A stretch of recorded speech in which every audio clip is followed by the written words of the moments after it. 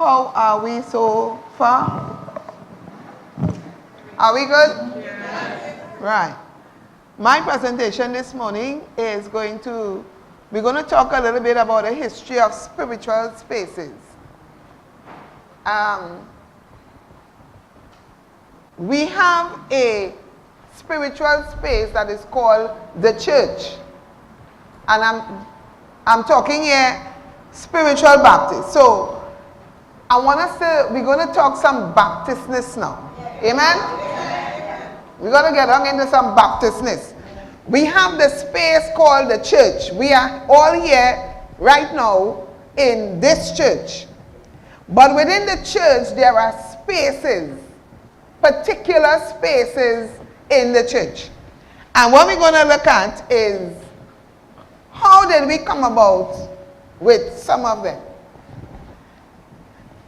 This is just two pictures to show of what a long time church would have looked like and what nowadays church looks like.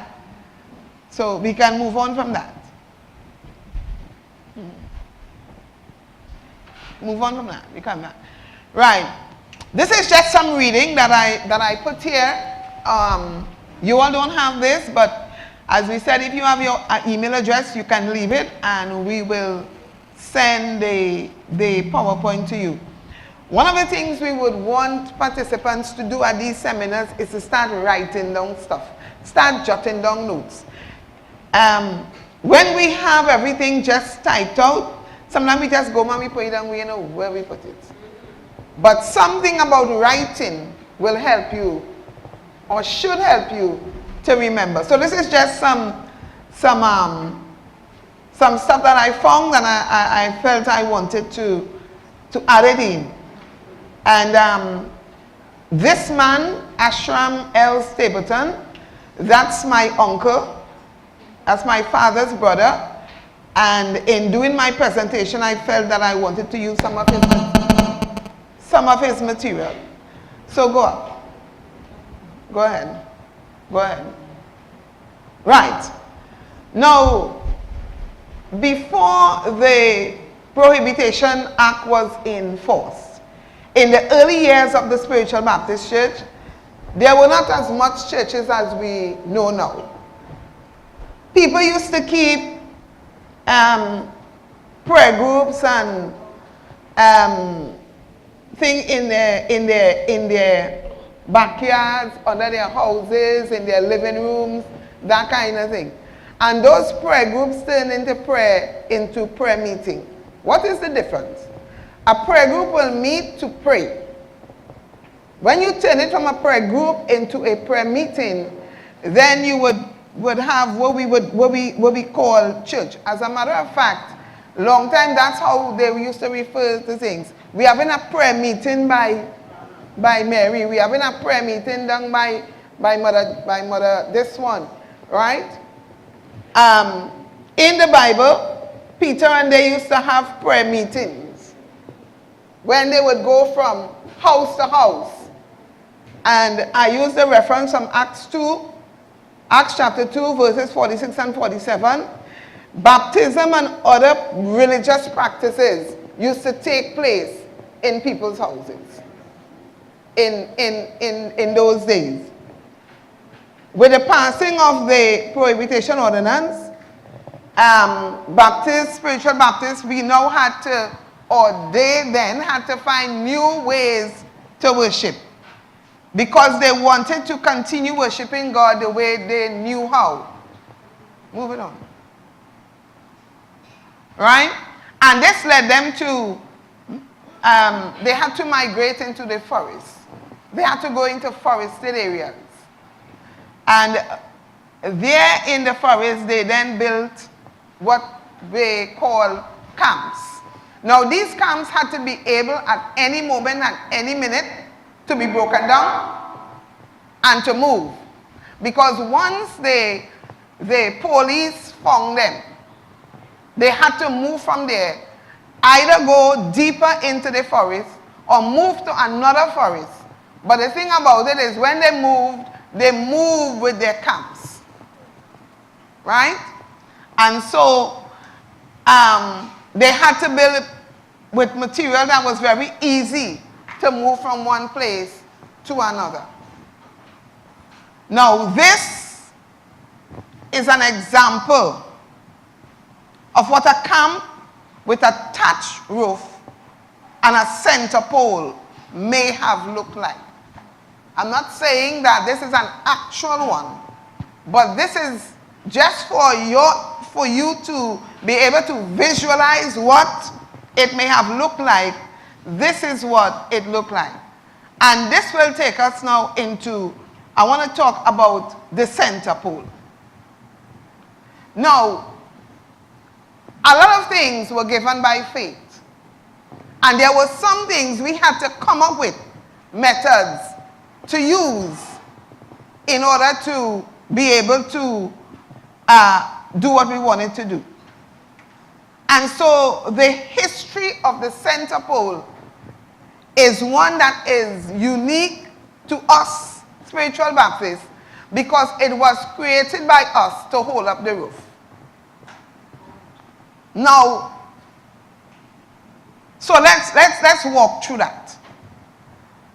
Because, do you know what's a thatch roof? Anybody here know what's that? A carrot roof? Right.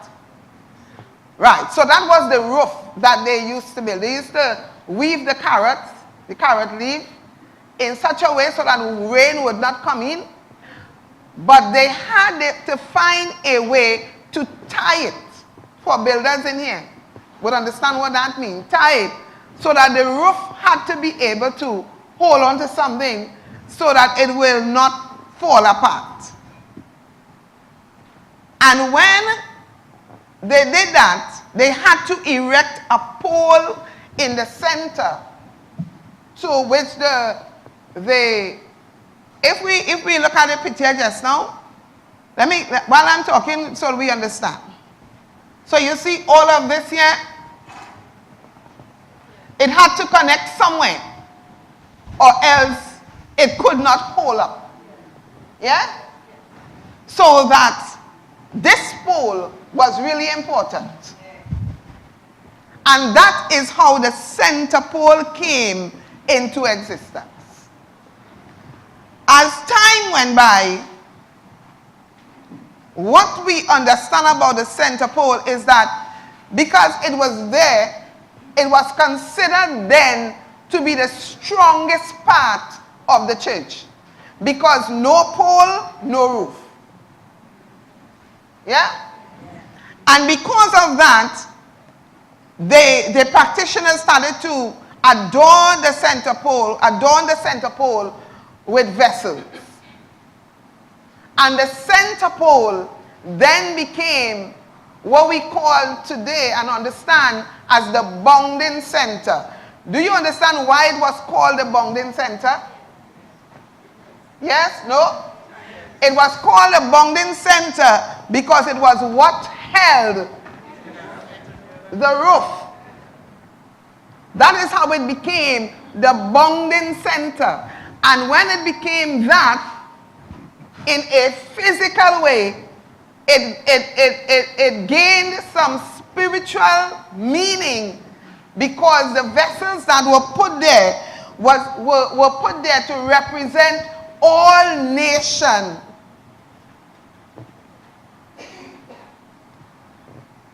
To encompass all nations. That is why when you look at the center pole, you see the lotus, you see the goblet, you see the glass, you see the tarrier, help me, the calabash. Right. That is where we got that from. The bounding center where you and I and the Chinese and the Indian and the African and everybody became one in Christ. Go ahead.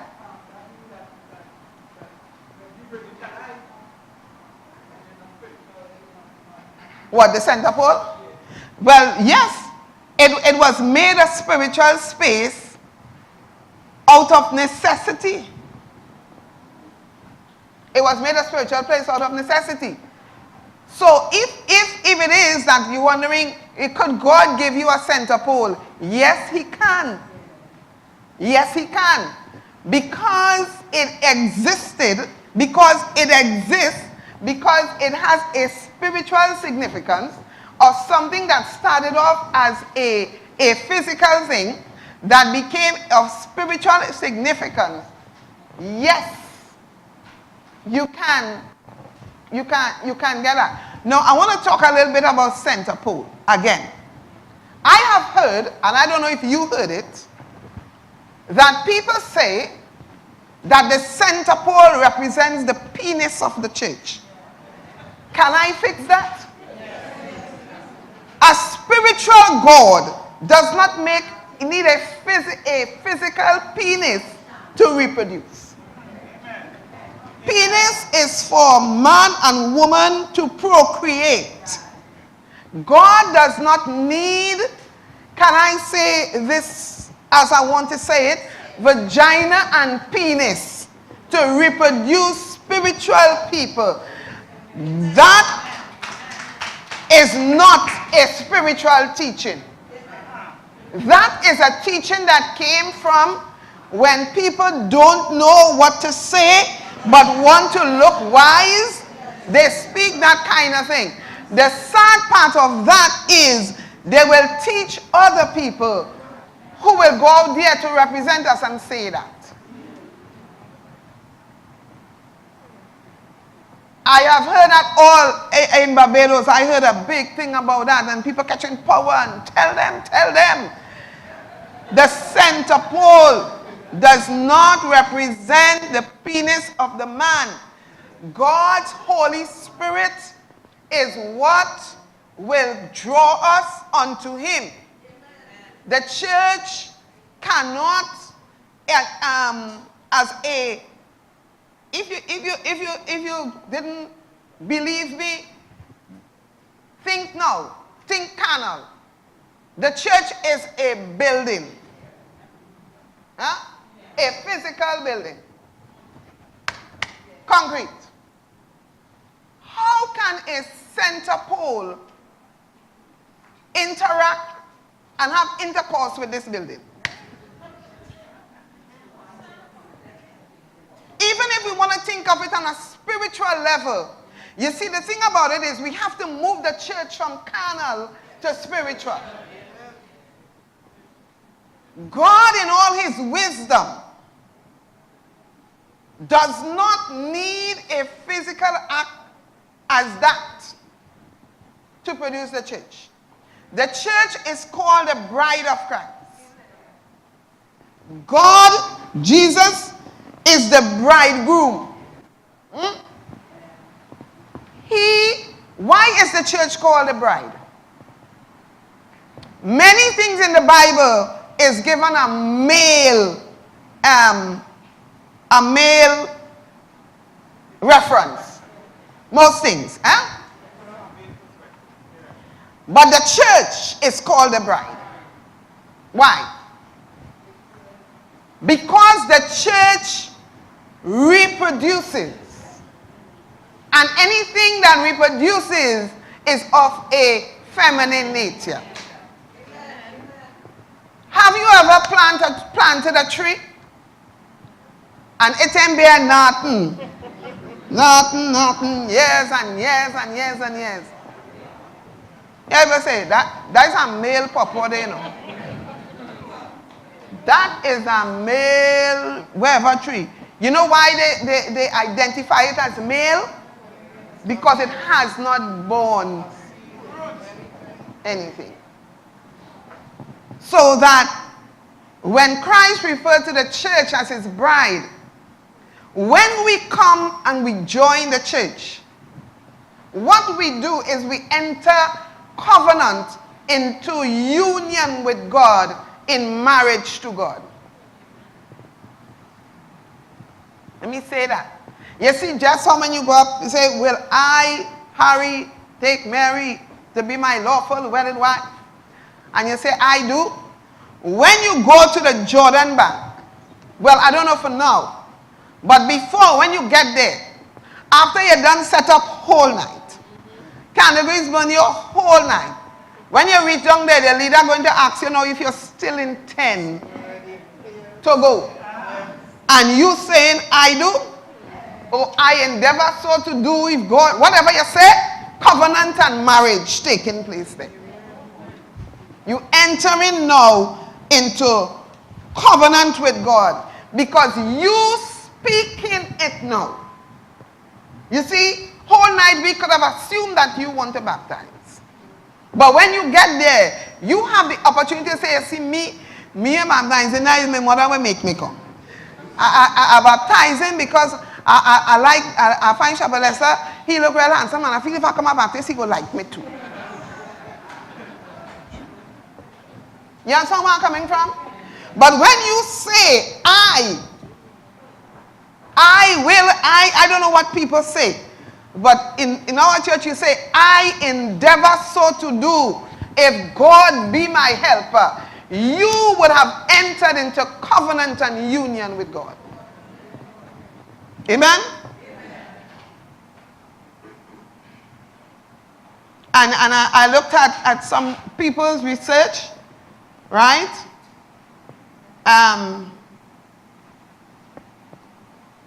I used some research that I found, right? Could we move on? Right. So I want to go on to the altar. Jot down your little thoughts and your questions and all that, and come. And even if you have a different understanding, you can be entertained that too. Right. And then we have the space called the altar. And before I go on to this altar, but keep that up. I want to say two things about the center pole. In olden time, well, not so old because you see I ain't so old. But since I'm born now, and I grew up in the thing, the center pole was considered the altar where the woman could operate. So that we can go there, women, because you know, anytime we cross there, man starting to watch your eye. Because they want to know where you're heading.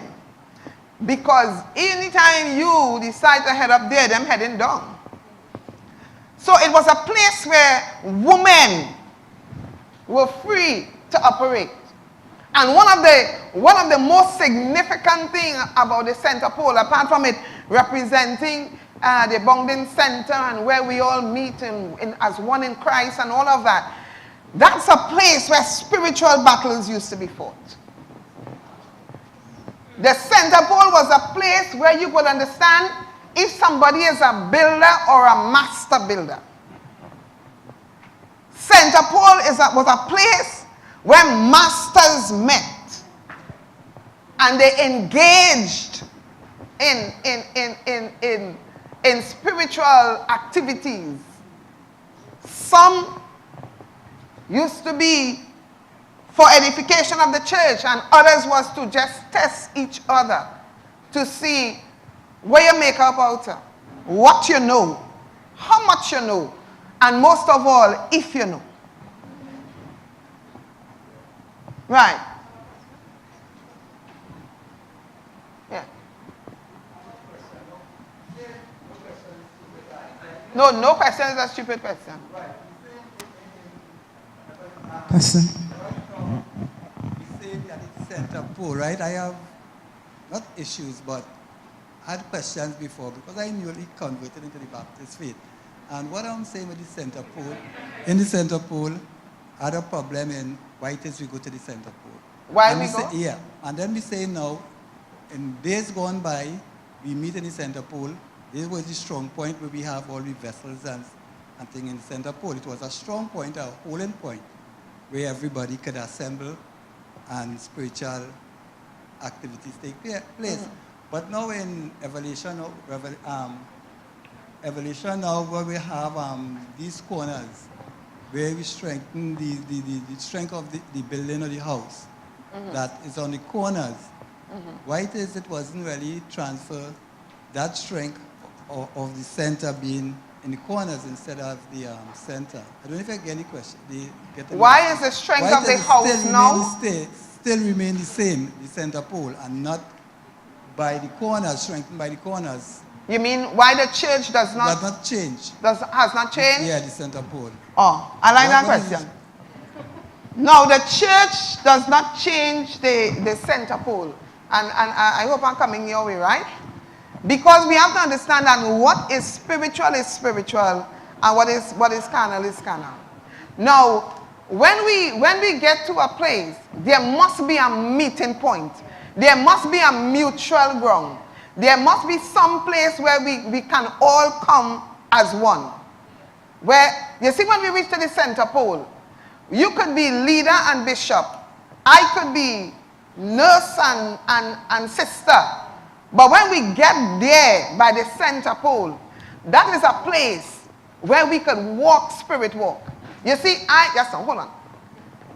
If I come up on the altar, right? I may use my boy, Pastor Cohen. I love him too bad. Pastor Cohen might say, Mother Ned, with all due respect, get down. I mean, yes, I know you're a big modern thing. And I know you know the word and thing, but get down. But I could get by the center pole. He could get by the center pole, regardless of who he is and me. And we could walk there. He could prove me there. I could prove him there. That's why we need that space called the center pole.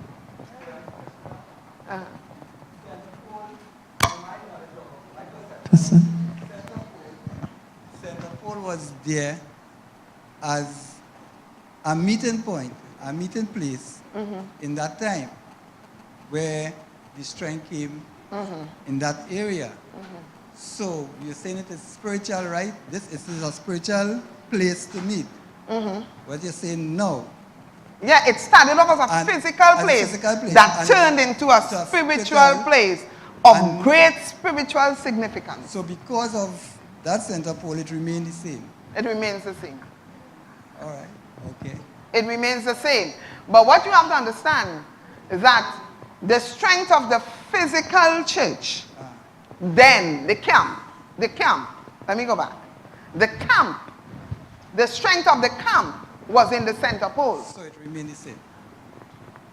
No, we no longer have camps. So the center pole now represents a place of where there is no Jew, no Gentile, no Greek, in other words, it didn't have no big and small and high, and anybody can go there. You can go to the center pole. When I cannot as a woman go up on the altar to operate, I can go to the center pole because all the vessels are there. Everything that I need to operate is there. I can go there and offer my sacrifice. Yeah? And I'm not talking about blood and dove and thing.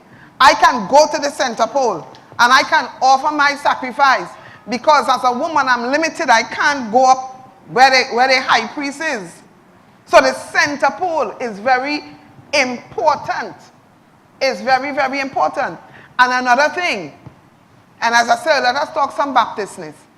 If I want to walk a thing, right, a little jingle, I can't go up there because there represents something where jingle mustn't take place. But by the center pole, magic could take place there because it really is a lower altar. It is an altar where everybody can operate from.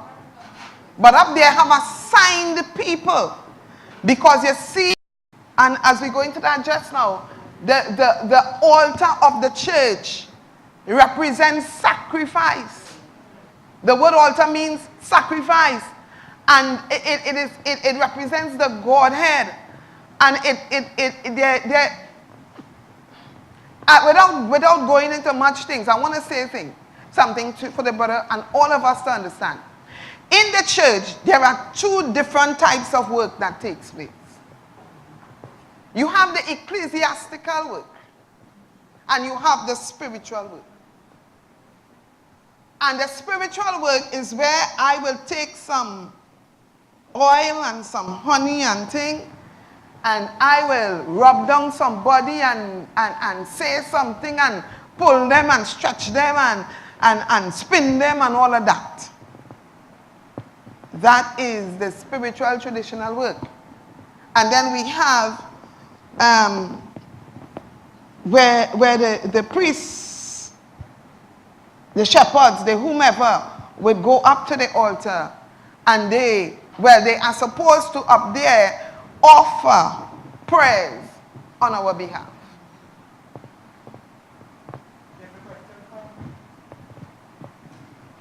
Yes, I just want to ask about the center pole reference as being the navel of the church.